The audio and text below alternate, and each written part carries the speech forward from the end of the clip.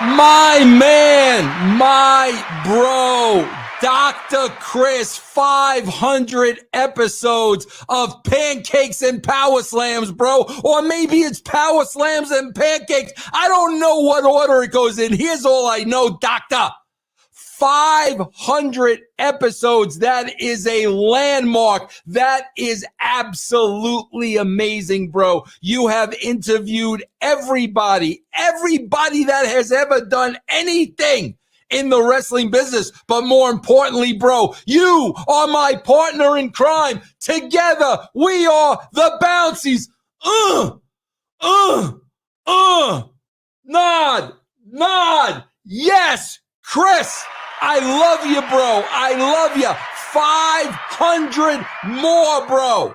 You're the best partner, man, that any man can have. Chris, God bless. 500 episodes, my friend. Keep on keeping on, baby.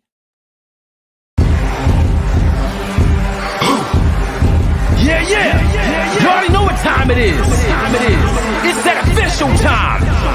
Where we take this worldwide. Let's go.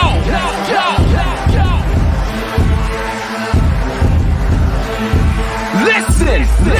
So now it's time to turn it up. Surf the radio waves as we begin to burn it up. We all up in your area like landscape, definitely bringing you the Pancakes. It's a mandate that you tune in. It's time to move out so we can move in and recognize that this is no illusion. I'm here to clear the air so that there is no confusion. It all started off in the book of Genesis when Jacob was wrestling with who he thought was his nemesis. And when the man saw he couldn't overpower him, he touched his hip but he really couldn't devour him. And from that point, then we hear a name change, rearrange the game, so now we gotta change lanes. lanes. So I'm here to let you know it's time to listen to the Pancake and Power Slam show. Let's go! Turn it up, turn it up. It's the Pancake and Power Slam. Turn it up, turn it up. It's the Pancake and Power Slam. Turn it up, turn it up. It's the Pancake and Power Slam show. Turn it up, turn it up. It's the Pancake and Power Slam. Turn it up, turn it up. It's the Pancake and Power Slam. Turn it up, turn it up. It's the Pancake and Power Slam show. Turn it up.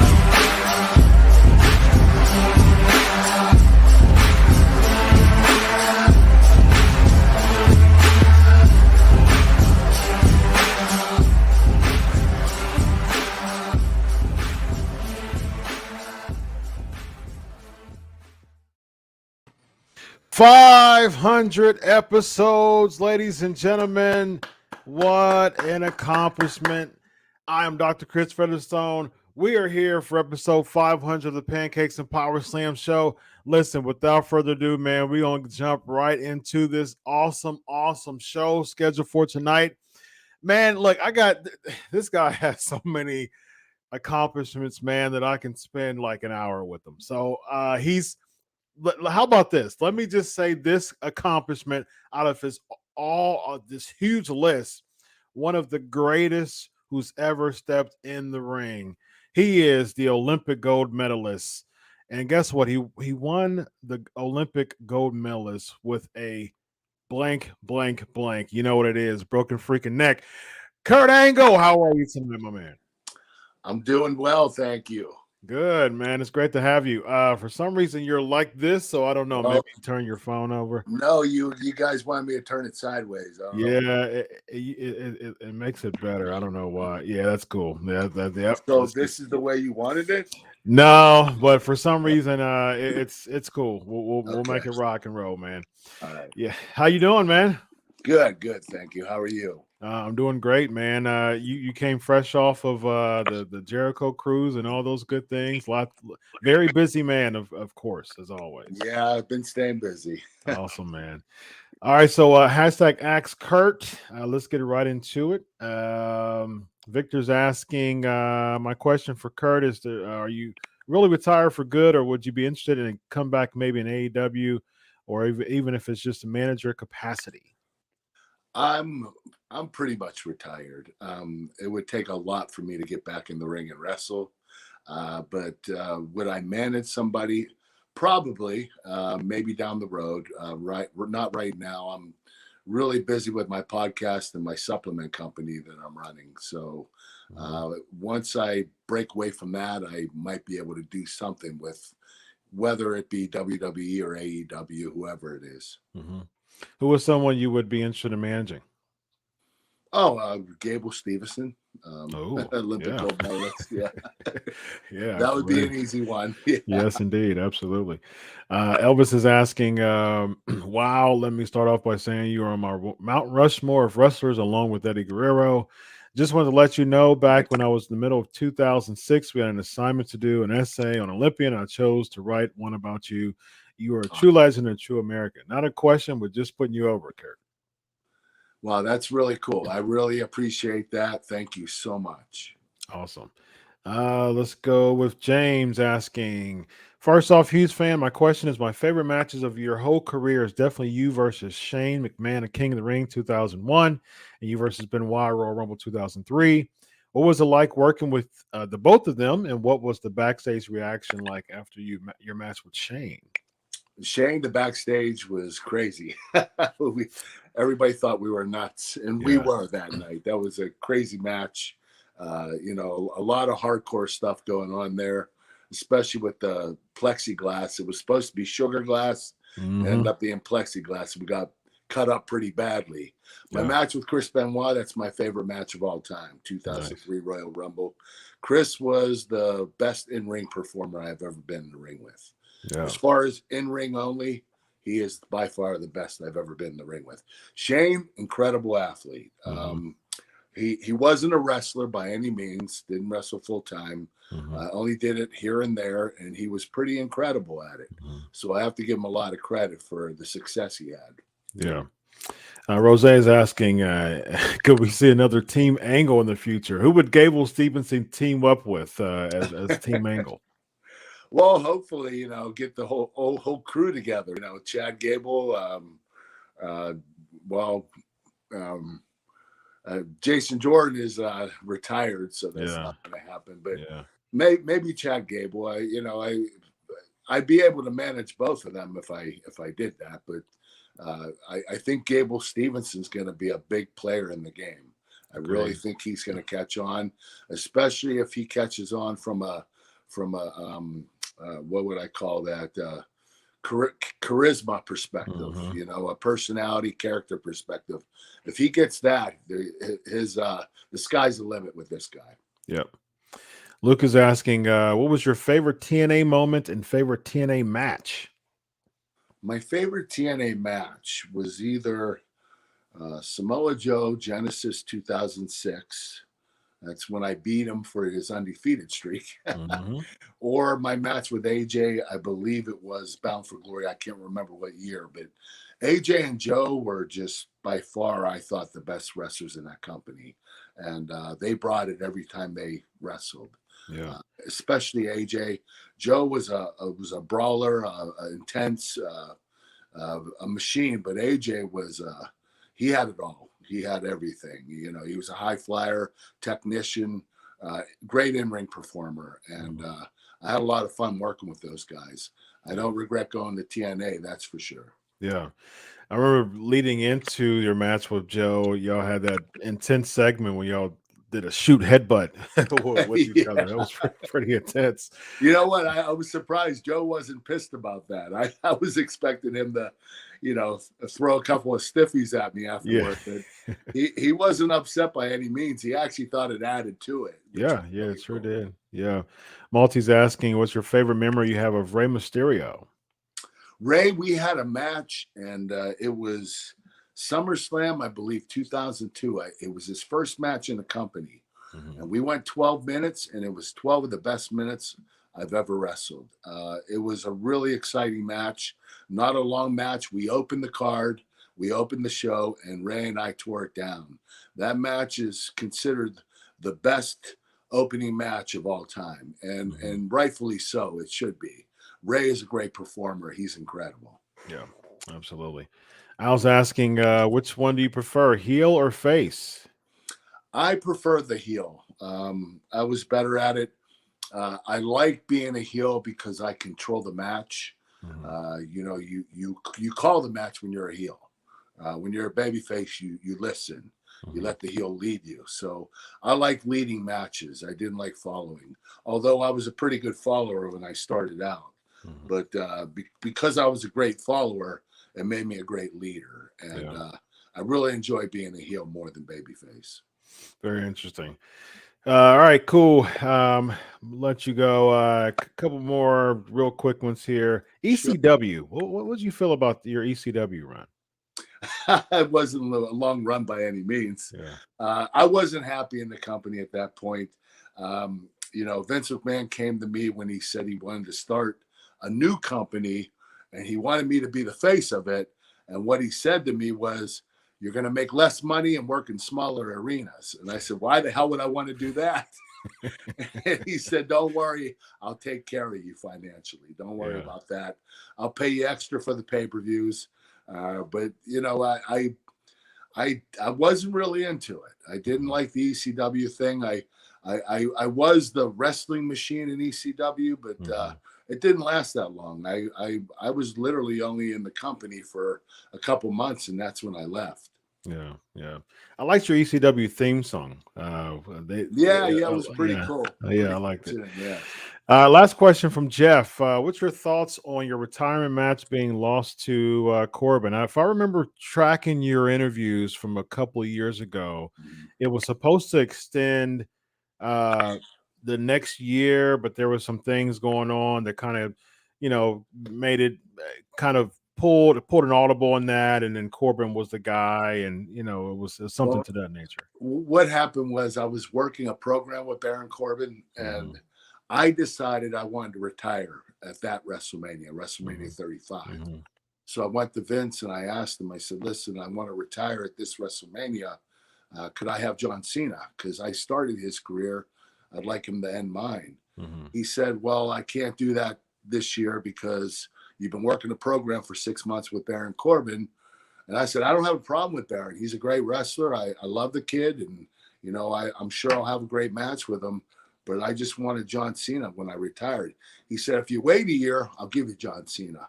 I said, I'm not going to wait another year. Yeah. It's not going to happen. I just didn't. When I came back to WWE, I was expecting to wrestle more. I was expecting probably a quick title run. None of that occurred. So, and I understand. I think Vince McMahon looked at me as a liability. I did have a painkiller problem. The first time I was in WWE, I had a lot of injuries. I broke my neck 4 times in WWE. And I think Vince was trying to protect me. And so he wasn't going to give me what I wanted. And I totally understood. And, you know, I was okay with going with Baron Corbin for my retirement match. Yeah. I didn't have any problems with that. And I don't want people to think I did. I just wanted Cena for my retirement. Yeah, yeah. Man, I thank you so much for celebrating 500 with me. Hey, congratulations, Chris. Thank you. Is awesome. Thank you so much, man. That's a milestone that I don't think I'll ever catch. Man, I'm so thankful. A quick story about you, Kurt. Back in 2001, I was in Columbus. Well, I'm in Columbus, Ohio, born and raised, and I still live here. I live in a suburb of Columbus now. Okay. And I've shared this story a couple times over the past 20 years, and I'll never forget this. It was 20 years ago, and this is how you became all right with me, because it was 2001. We used to I still attend all the Columbus shows, and a good friend of mine and we would always stay at the end of the shows and wait until the wrestlers come out and try to chase them and catch some autographs or tickets. Actually, one of the people I got autographs was Chris Kanyon, actually. Okay. And we saw you come out in your car, and we jumped in his car. We drove off. We drove off, and you drove off in High Street, downtown Columbus. Okay. And we flagged you. You stopped. You pulled over. You stopped, and we stopped behind you. We both got out. You put your window down, and within seconds, we were swarmed by policemen. And you, Kurt Angle, you told a policeman, don't worry about it. I got him. You autographed my ticket, man. Yeah. Hey, you don't notice I'm the one that called the cops. I'm kidding. It was me. It was me all along. Kurt, thanks so much, man. I appreciate it. Sure, Chris. Take care and congratulations. Thanks. Bye-bye. Awesome stuff, man. Kurt Angle, man, what a amazing way to be here to start off my 500th episode, man. Good stuff, man. Amazing stuff. 500 episodes. That was an interesting story. And that was a shoot, man. That was a shoot. He actually autographed my ticket 20 years ago, back in 2001. We flagged him, and he signed my autograph. He autographed my ticket back in 2001. And he told the cops to. I mean, like it's no joke. We were swarmed by cops, like within seconds of flagging down and having Angle pull over, and within seconds we were flagged, just swarmed by cops, and they're about to get us. And Kurt was like, "No, man, don't worry about it." Autographed our tickets, and that was it. So thank you all. That was awesome over here marking out for Kurt Angle. Yeah, that was so fun. Luke's looking to episode 1000. So that would be another 9.5 years. So it took me 9.5 years to get to 500 episodes, and 500 straight weeks. So that added up to a little over 9.5 years. So Lord willing, be here for 9.5 more. So super cool interview. Thanks much. Sharik, congrats on 500. Very, very nice. Let's see what else we got here. We chilling tonight. We're gonna share some stories and just have a lot of fun and just relax, just chill, just have fun, y'all. Anthony's in the building, Malty's in the building. There's a question from a long while. People's yeah, just hashtag ask Dr. Chris. What's up, Gabriel? Let's do this. Maltese, congratulations. Thank you very, very much. Yes, this was live, Scott. Yep, very live. I was just off for him. He just got off the Jericho cruise. Let's see here. Thank you for taking my question and congrats, says Jeff. Yeah, man, absolutely. Maltese asking, what advice would you give someone who is looking to get into becoming a wrestling journalist? Really, really, really good question.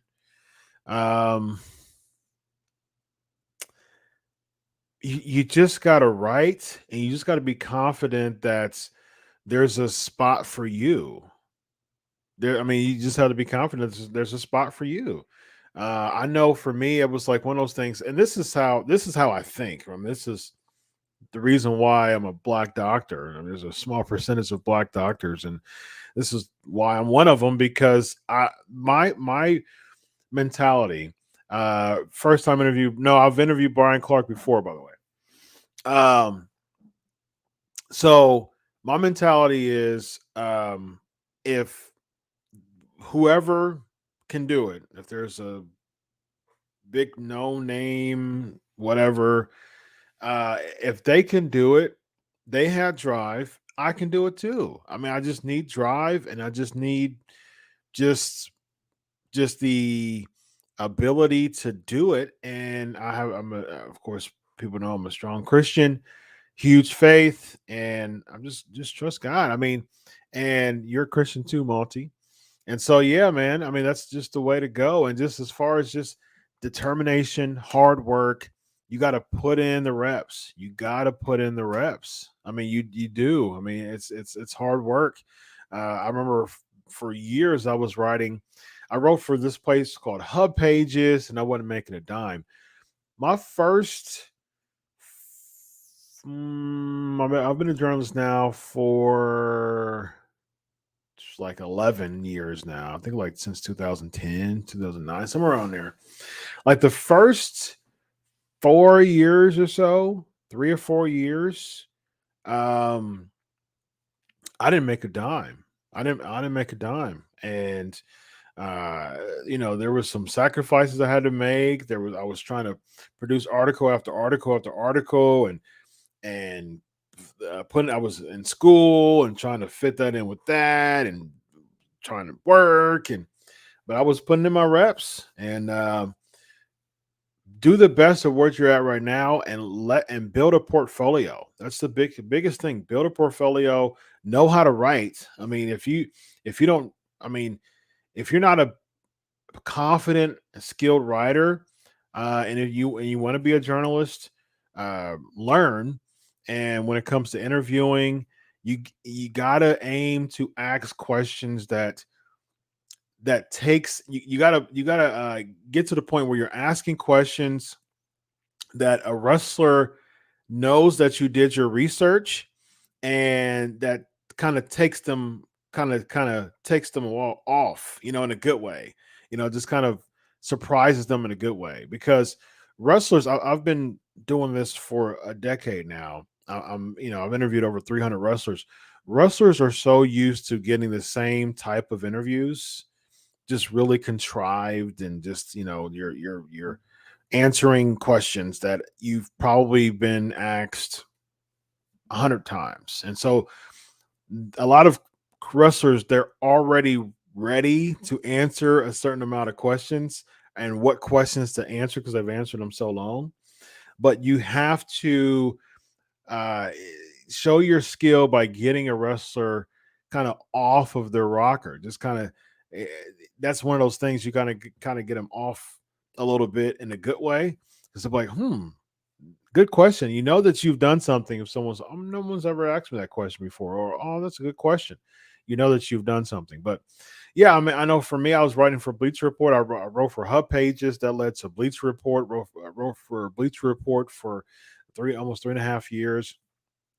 Didn't get paid for it. It was right before they got acquired by I think it was Turner or something like that. And so yeah, I mean, but build a portfolio like crazy. The Bleach Report actually got me into writing for Wrestling Inc.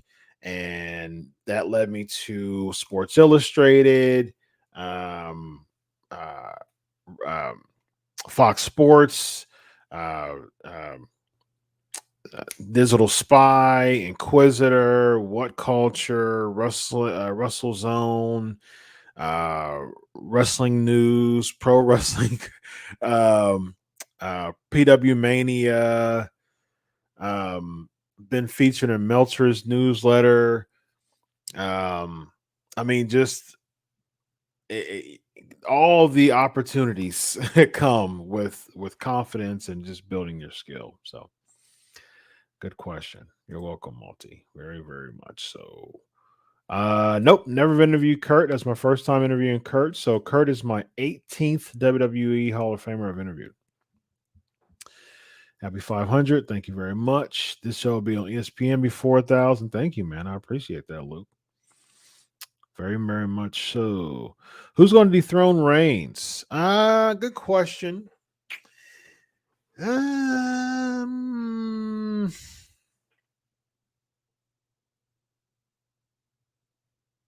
Probably Drew McIntyre at Mania.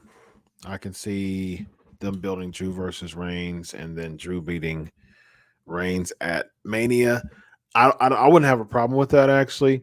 The only issue that I would have is if they're not building Drew strong enough as a babyface. They've got a lot of work to do to make him that dominant top babyface again. They've got a lot of work to do. So I can see Drew versus Reigns at Mania. To kind of continue their story from Survivor Series of last year. And so yeah, it definitely shouldn't be The Rock. Reigns should be The Rock. He should go over The Rock. If they do Rock Reigns next at WrestleMania, which I think they should do Rock Reigns at Royal Rumble to get Reigns that win, to make Reigns that even more dominant heel for Drew to beat at Mania. So I think Rock Reigns would be better at the Royal Rumble, especially since the Royal Rumble is going to be in a stadium, I believe. It's usually a stadium show nowadays, so it has that big fight feel. And so I think Rock Reigns would be good for Royal Rumble for the sake of building up someone for Mania, which is probably Drew. So what I think of Crown Jewel, solid show. I think it was a solid show. There's a couple things I wasn't a big fan of. We talked about Vega on my show with Vince Russo yesterday. Wasn't a big fan of that, but overall solid show. Chris, PMP 500, just to know Dr. Featherstone is what's best for business. Congrats again. Thank you so much, man. I appreciate it. This is, I'm so humbled and grateful and just thankful, man, to hang out with y'all for 500 episodes. Kurt Angle was on my show, ladies and gentlemen. That was amazing. Y'all continue to make it fun and exciting, as always, by joining the PNP Nation, asking questions, as always. Yeah, you know what? I did that for 9 years, Ricky. I was like, you know what? I'll just have an interview. Have my man Vince Russo hype me up in the beginning and give me the awesome intro. Vince Russo was pulled a video cameo and hyping the show up. So Vince Russo and Kurt Angle on my show. I think that works. You know, while I was thinking about doing that, I was like, you know what? I'm not. I'll probably save the video clips for 10 years. It was so much of a pain to get all those clips. And you know, I share the tea. I share interesting moments of kind of pull the curtain back here on PNP and tell y'all some scoops. And so Drew McIntyre, he had to get so much clearance, like he had to go through the ringer. He was ready to rock. He's ready to do it like from jump. He's like, yeah, I'm for it. I'm for it. And so he had to get clearance from WWE, and he had to go through the ringer to give me the video shout out. So yeah, so Drew McIntyre had to go through quite a bit just to get a shout out. So very, very interesting. And so I was like, you know what? I don't want to go through that again. It took me like 2 or 3 weeks to get clearance from WWE. And I was just like, no, I'm not going to do that again. Absolutely. I enjoyed the Titans win on Sunday, beating up on those Chiefs, and they beat up on them. Chiefs is 3-4 now. And guess who the leaders of the AFC South is? At 5-2, the Tennessee Titans. All the leaders of the divisions of the AFC are 5-2, by the way. So very interesting. Looks like as of now, Titans might got a playoff spot, although there's 10 more games left. So it's all right. Hopefully we still, yeah. Hopefully we're still as good as we are now. You know, Derrick Henry's still doing his thing. AJ Brown's doing his thing. Tannehill still throwing. You know, I've told you before, I've never been too confident on Tannehill, but he's throwing those darts, man. There's something there. Something there. Am I going to Mania in Dallas? The plans are, yep, that is the plan. I do media every year at Mania. The only reason why I didn't, well, as you know, Danny, the reason why I didn't go this year is because I had COVID. I was tested positive for COVID the day before I was supposed to get on my flight. Like hours before I was supposed to get on my flight. Like I didn't get home till like 1 o'clock in the morning from the hospital. And I was supposed to be at the airport at like 6 or 7 or something like that. And it was just ridiculous. I had everything packed, ready to go. The next morning, I was about to get on my flight. Everything paid, flight paid, Airbnb paid, rental, tickets, both nights for WrestleMania, everything. I had media appearances scheduled. I had a whole weekend scheduled. I was supposed to be interviewing JTG at WrestleMania Live, and one of my colleagues from Sportskeeda had to take my spot for that. It was nuts. It was absolutely nuts. It was the most terrible COVID timing. It could have been worse if it was like a day after, though, because I was actually supposed to have surgery the next Friday, and I ended up having back surgery the next Friday, the 16th, I think it was. But yeah, it was, I think it was 16th. But yeah, it was nuts, man. It was nuts that I got COVID. And then last year, again, everything was paid, and I couldn't go to Tampa because everything was shut down. So let's see. Ask Dr. Chris. Oh, the Charlotte Becky title incident. All right, here we go. I think it was petty. I think it was petty by Charlotte. If what we're hearing is true, Charlotte didn't want to look weak by just handing the belt to Becky Lynch, and she dropped it. I mean, really petty, man. I actually read some excerpts from her book, Charlotte's upcoming book. And yeah, just it was petty. It was petty. And then now she's taking the pictures with Andrade with AEW hats on. I wonder if Charlotte's just ready to get up out of WWE. And when you give her so many opportunities, I think she's won the belt like 12 times already or something like that. And she's only been on the main roster for like 5 years. So yeah, there you go. There you go. It's very interesting. I think it was petty. I think it was uncalled for. And there you go. I did hear that she is a fan of Bianca Belair, though. So I'll give her that. I'll definitely give her that. She got on. She debuted the main roster. Yeah, 2015. Yep, only 6 years. So, Petty. I haven't watched Solo. I haven't watched the Halloween Havoc yet. Yeah, I haven't watched it yet. I was having this conversation with with a buddy of mine. I don't know what it is about NXT 2.0 that just isn't clicking with me. I mean, I have it. I have the ability to watch it. I'll try to watch it every week, and I only get past like 10, 15 minutes of it. I don't know. I like Braun Breaker. I think the toxic attraction, I think that's a cool concept for Mandy Rose. I think that fits her.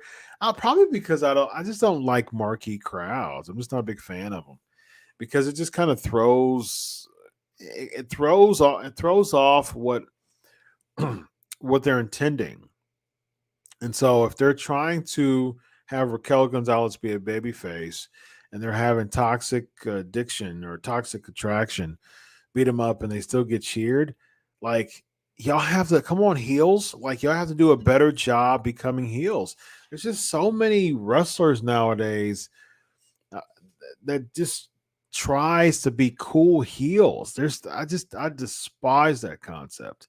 You're not a cool, like, you're not a heel. If people are cheering for you, you're not a heel. And if you're not a heel, that means that you're not putting the babyface over, which you should be. You should get all the heat, put the babyface over. I've said that plenty times. And if you're not doing that, you're just being selfish. You should try to be a heel. Like, again, I cannot say enough. MJF, I'm gonna put him over, put him over, put him over, put him over. He's an excellent, fantastic heel, probably the best heel in the business right now.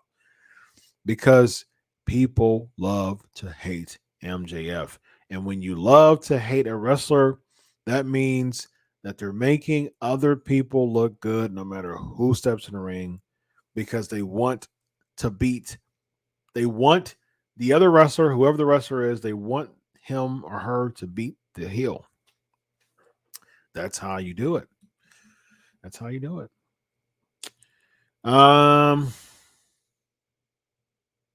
is my show always late? It's because one, it's Eastern time, so I want to respect other people who are in time zones before me. I'm a night owl, and the first show back in April 2012 actually was 9 a.m. It was like a pilot show, and it was at 9 a.m. And based on my schedule, that's how it was at the time. And I was just like, no. And then the next week, it was at 11. I changed it to 11 Eastern. And I saw a spike in listeners because it was just straight podcast at the time. I saw a spike in listeners. I said, okay, I like this time. I saw a spike. And there was a season like, I don't know, maybe 2014, 13, around there. I saw a dip, and I was like, you know what? I'm thinking about actually changing it to another time. And then how my schedule is, how my schedule became, this time it's just much better. Especially, the reason why it's at 11:40 Eastern is because Sportskeeda actually, for people who are fans of the show, has been fans of the show for so long. Show started at 11 o'clock initially. And so what happened was I got an offer to take my half-hour interview segments, because I would have interviews every week here on PNP. That has actually been moved over to Sportskeeda. And so that's how Unscripted was born, because I would have interviews here every week. The management there loves my show. They love PNP. And so they pulled that away, put it on their platform. And so there you go. I get paid for it. So good stuff. All right. What do we have? How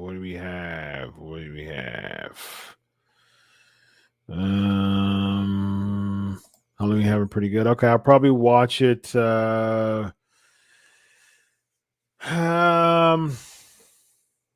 Possibly tomorrow morning while I'm at the gym. Possibly, yeah. So I think that's probably what we'll do now. I just haven't gotten NXT. Yes, I saw Luna Vachon Dark Side. I've seen all the Dark Sides. Yes, I heard that's what I was saying. She likes Bianca Belair, so I'll give her that.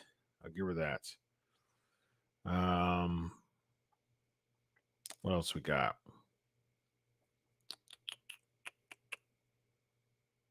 NXT just feels like Raw. Yep. MJF and Corbin. Yep. Reigns still doing his thing, as much as he can. He got booed very heavily on SmackDown, and so he's back to being a huge heel again. So Reigns got like initial acknowledge me type of boos on SmackDown. I was like, yes, there we go. We're back to the tribal chief, the head of the table, Roman Reigns. We've got him back again, which I like it. Thank you for bringing us to the show every week and inviting us to have a conversation, enjoy each other's company. You know what, Elvis, man? Couldn't have said any better myself, man. Good stuff. I like that, man. You know what? It wouldn't be watching because my shows were in podcast form. Oh my goodness, Danny. Episode 1. Let's go all the way back here. Episode 1. Oh, I had Johnny Fairplay on my show. Man, I've had so many people on my show, man. Let's see. Let's go. I'm looking at I forgot I had Johnny Fairplay on my show. I had Jerry Lynn on my show, Ernest Miller, Rosa Mendez, Paul Diamond. Wow. That's a blast from the past. I had him on my show too. Aaron Andrew, formerly known as Cameron, Adam Page, Sanjay Dutt, Simon Dean. Man, I've had a who's who of guests on my show. I'm trying to go all the way back here. DDP 5 years ago. Very interesting. Greg Gagne. That's my guy. It's not letting me go all the way back. I'm trying to go all the way back here. Okay.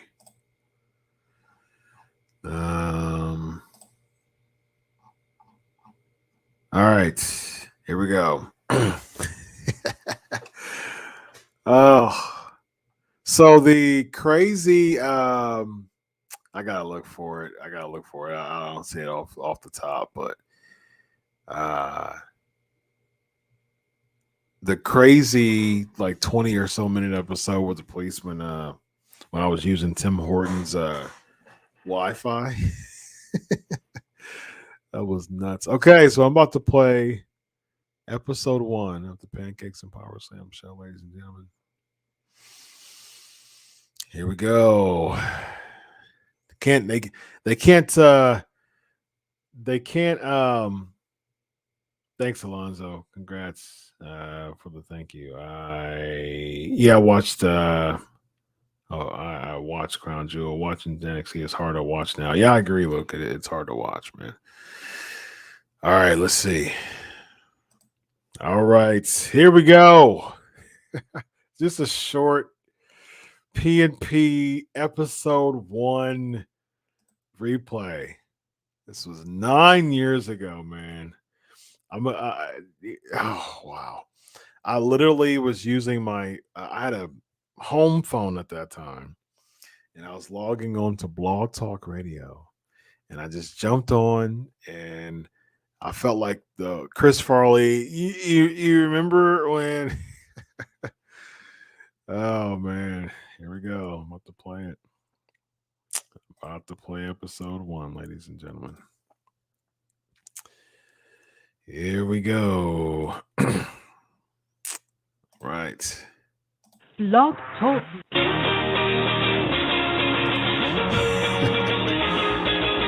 That was the intro music. That was from Mute Math, one of my favorite bands at the time. And that was it. Ladies and gentlemen, welcome to the first edition of Pancakes and Powerslams, hosted by Crave Wrestling. I am your host, Chris Featherstone, with my co-host, Ryan Fuqua. Wow, man. Hello. We are just ready to go. We are going to first start off without further ado, because there's a lot to cover. Episode all 1. Of the callers, be sure to call in 347-884-8452. Once again, that number is 347-884-8452.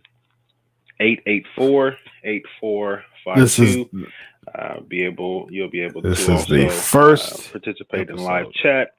We've got a lot to cover today, so looking forward to it here. I'll be able to read some chats, quotes, and things like that. So be sure episode to, 1, y'all. Be sure to comment and put your, I'm sure, your very fervent comments on the chat as well. So let's start off with WrestleMania Recap. 9 years ago, y'all. First, start off with 9.5. The pre-show streamer on WWE.com, which was the tag team title match between the champions Epico and Primo, going against the the 3-day tag team of Justin Gabriel and Tyson Kidd, both former World Heavyweight champions, with different partners. Somehow the WWE my podcast voice was terrible back then. To have a good showing, which they did, which that didn't surprise me, against the Usos, who inducted along with Rikishi, Yokozuna into the Hall of Fame on Saturday. So as we were watching that, I'm sure that a lot of people were wanting to for the Epico and Primo to drop the titles. I personally think that it would have been a very, very good send-off to Yokozuna if the Usos would have had the win, the victory, and would have claimed the 1-900-909-9900, Danny. That's my personal opinion. I think it would have been good. Epico and Primo we have enough time for. No, it wasn't a ladder match. Rikishi and Kane defeated DX. WrestleMania 16 recap. Road Dogg versus DX in a tag match, and then Triple H defeated The Rock, The Big Show, and Mick Foley in the Fatal 4-Way. Triple H had Stephanie McMahon, Rock had Vince, Foley had Linda, and Show had Shane. So that is the the platform that we're working with for this critique that Ryan is about to give. Multiple superior to that. Triple H says, airing for listening. Let's go to the ending. And being with us and sharing your time, being a part of us. Next week's flavor of the week topic would be the worst world heavyweight champion since its inceptions in 2002, I believe, when it came back, September of 2002. So be sure to get your thinking caps on, call in for the flavor of the week and for your thoughts next week. 9 a.m. The number, once again, is 347-884-8452. Thank you so much for sharing with us, and we hope you have a wonderful day. There you go. Episode 1, y'all. How about that, ladies and gentlemen? back in the day. Episode 1, listening party.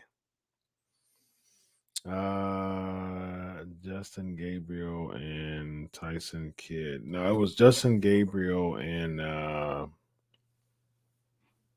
who was he former world champions with the core? Was it Heath Slater? Something.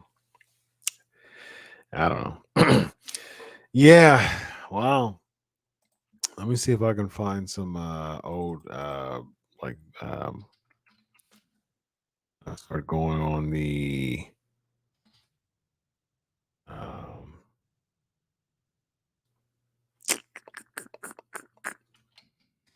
to figure out when I would start. I started going on video.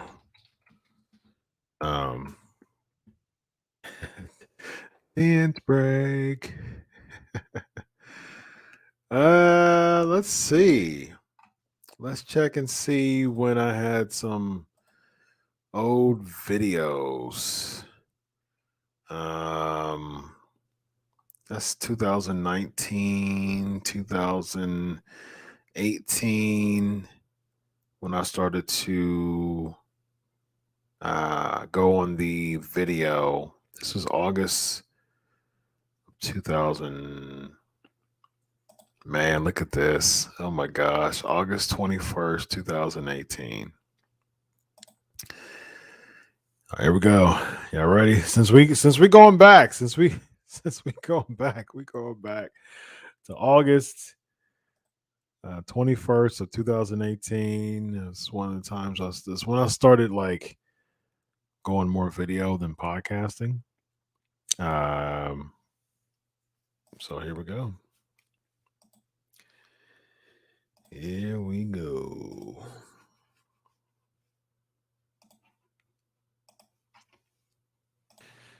Wow, ladies and gentlemen. What a wonderful interview. Lengthy, but very awesome. Lots to share. Of course, I'm over 30 years in the business, so I definitely want to thank Jeff Jarrett for being on the show. Oh, Jeff Jarrett was on.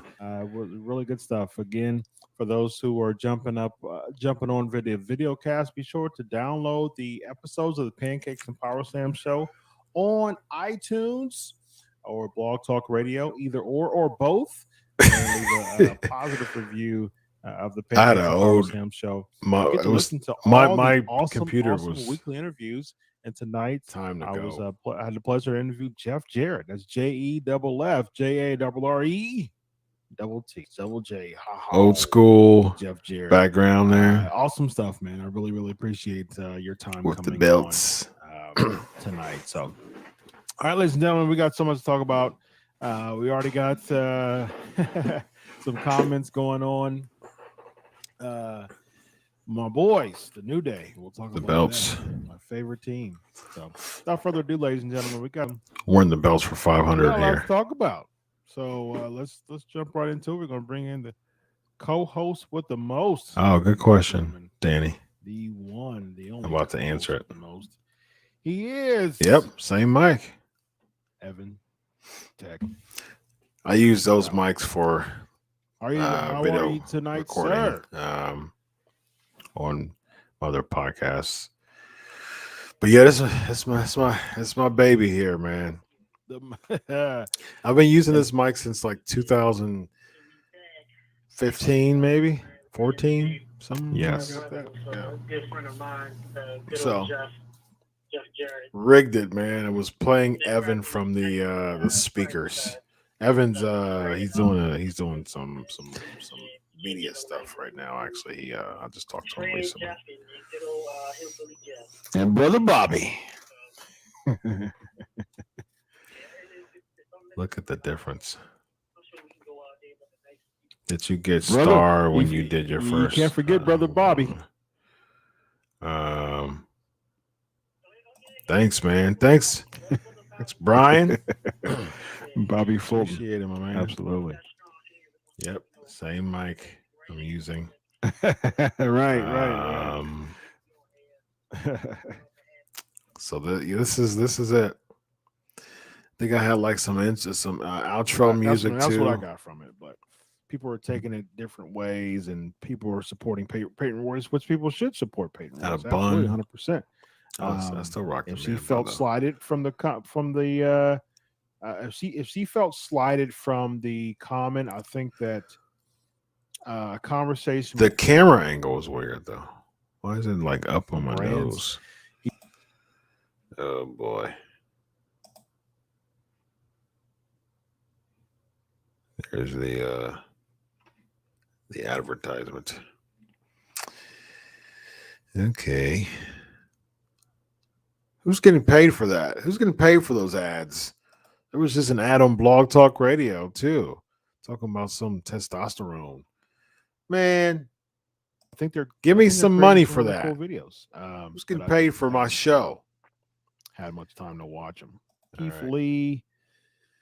I had some outro music back in the day too.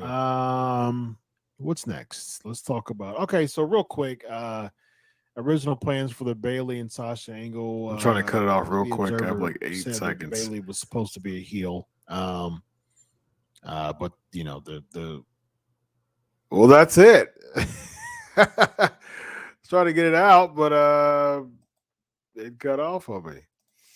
Well, there you go, y'all. That's my very first episode and one of my first episodes on doing video. What a change, man. YouTube is getting paid. Yeah, it makes sense. And that stinks because I'm the one that's producing. I'm the one that's producing the content here. I'm the champion. Yes, I've grown up. I've grown up 9.5 years ago. It's crazy. Starstruck? No, I didn't get starstruck.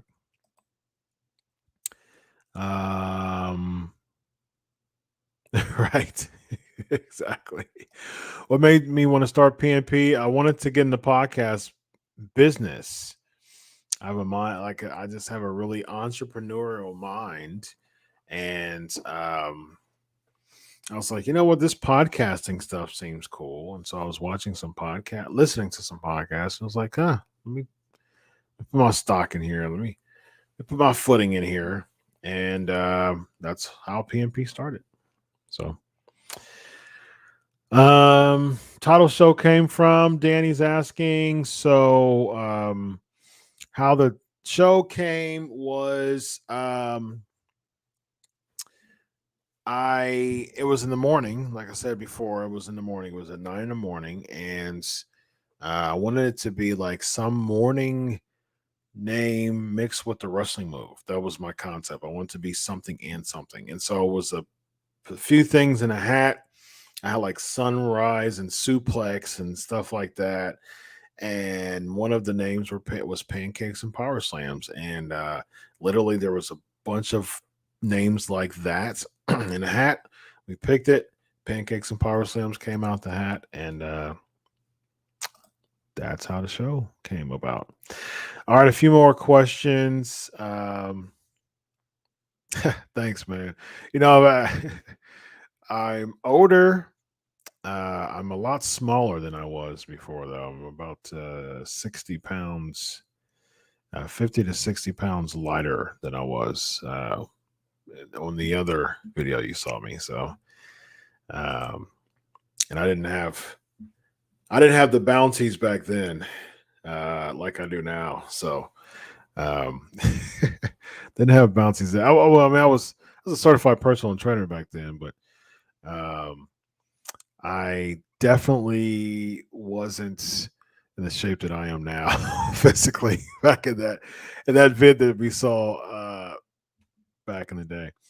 Haven't aged since day one. Thank you. More confident. Thank you, Ricky. Appreciate it. My top struggles when you started the channel, how did I ever overcome them? Good question. Well,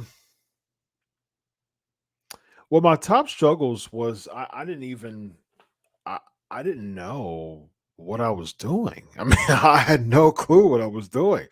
I was just like, I want to podcast, and I want to I want to be involved in this industry, but I didn't know what I was doing. And so I literally used the phone, but one of my things is I'm a therapist. I'm a psychology doctor, and I had experience understanding these concepts of just development and stuff like that. So one of my biggest confidence boosters was, and this is how I think about life. You always you can live to create growth.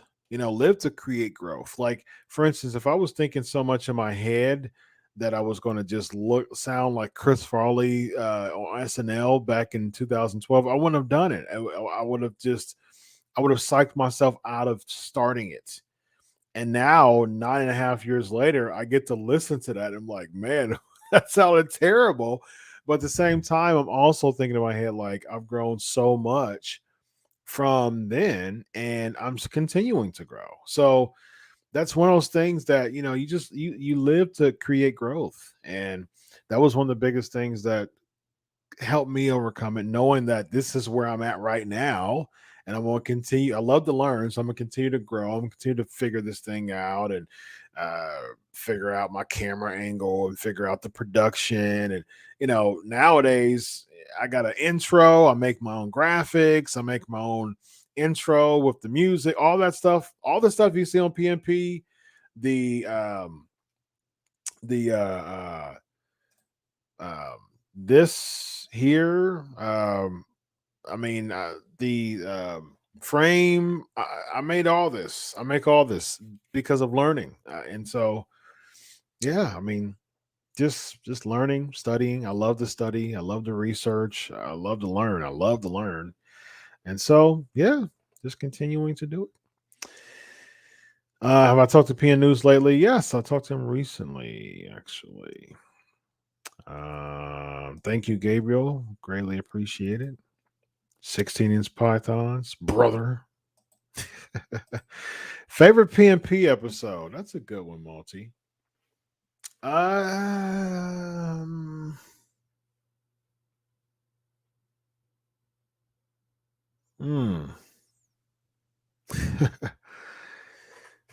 really don't know as far as a favorite one.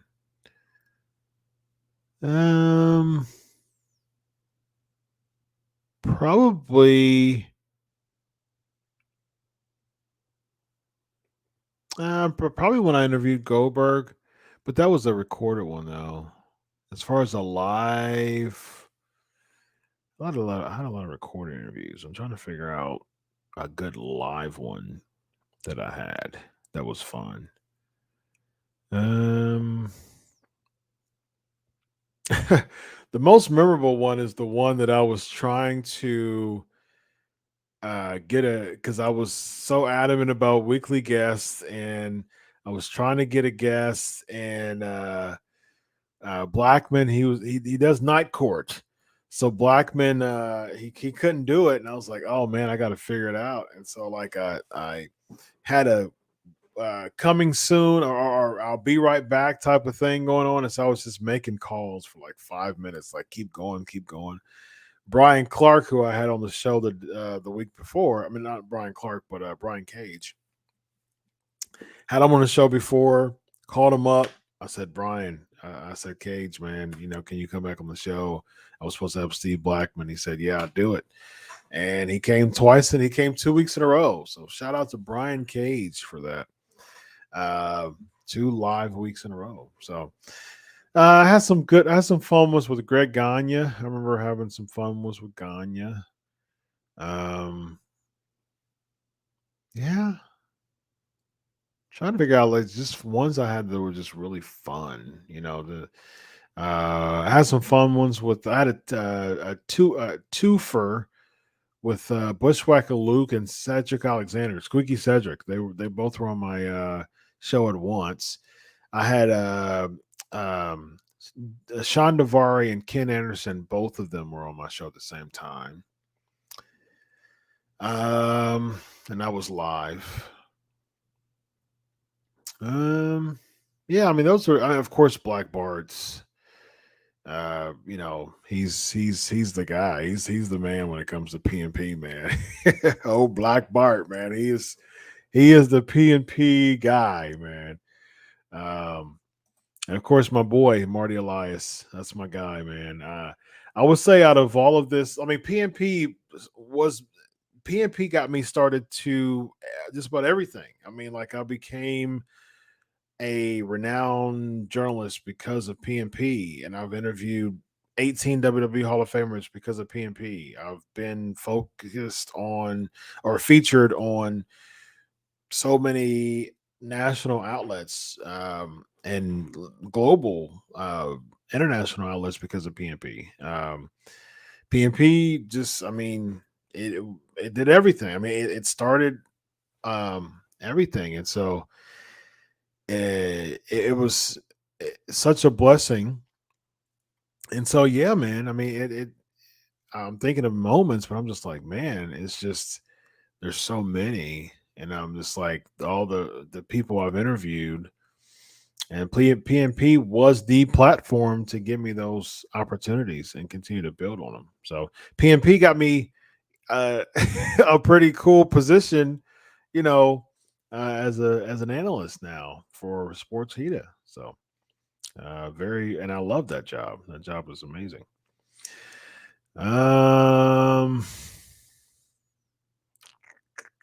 Let's see. Thank you, man. Appreciate it, Chris. Appreciate it, Chris. And I've shared this before. Favorite PNP, not favorite, but again, one of the most memorable was the one that the police officers. I was the 20-minute. I was, hey, Dr. Chris didn't always have the same bank account as he does now. Okay, about was it about 8 years ago or so? Hey, man, I had a job, but I was making ends meet and living paycheck to paycheck a lot of the times. And I was like, you know what, man, the internet's going to have to wait. I think it was like, no, I think it was like messing up. And I was just like, you know what, I really couldn't afford it at that moment until like the next paycheck anyways, or something like that. And I was just like, forget it. But I still wanted PNP to go weekly. And so I went to Tim Hortons, probably about 10 minutes, so 15 minutes away from my apartment at the time. Went to Tim Hortons, picked up their internet, and start airing PNP live. All of a sudden,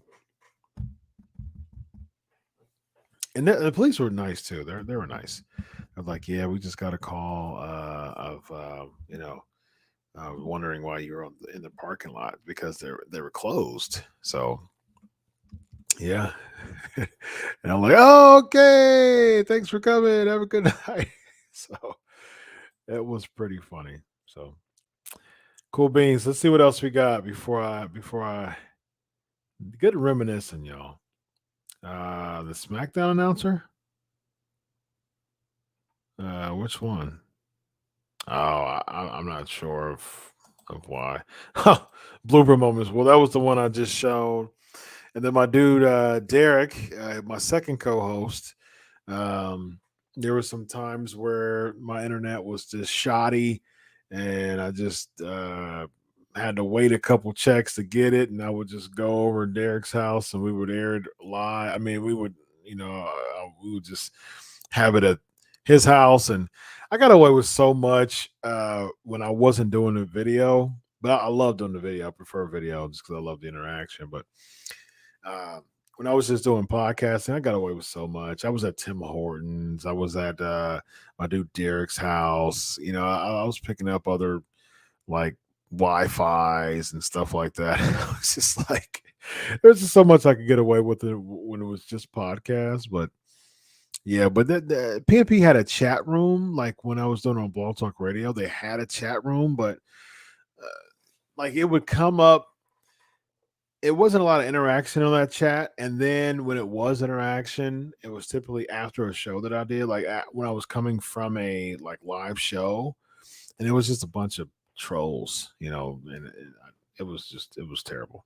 So lots of bloopers from PNP. Absolutely. I would love to have a debate show with Vince McMahon and Tony Khan, but as all of my guests know, it's PG, so they wouldn't be able to use profanity. So,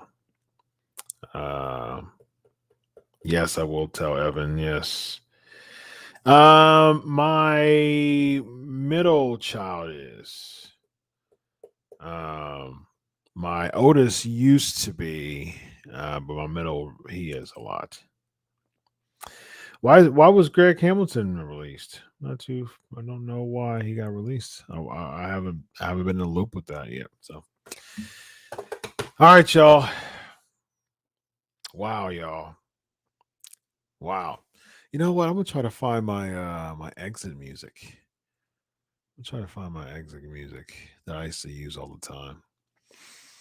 I don't know how I'm gonna work it with this though, but we'll see. We'll see.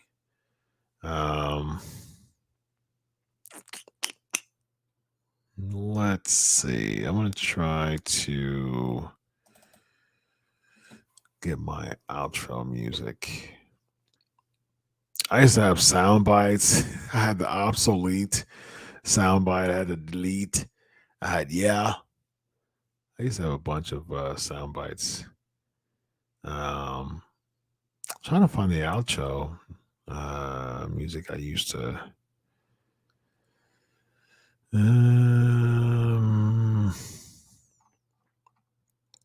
know it's on here somewhere. I know it's in here somewhere. I know that the PNP outro music. I'm gonna try to find it. Matter of fact, let's see. I'm gonna try to find that daggone thing. I can't. Here we go.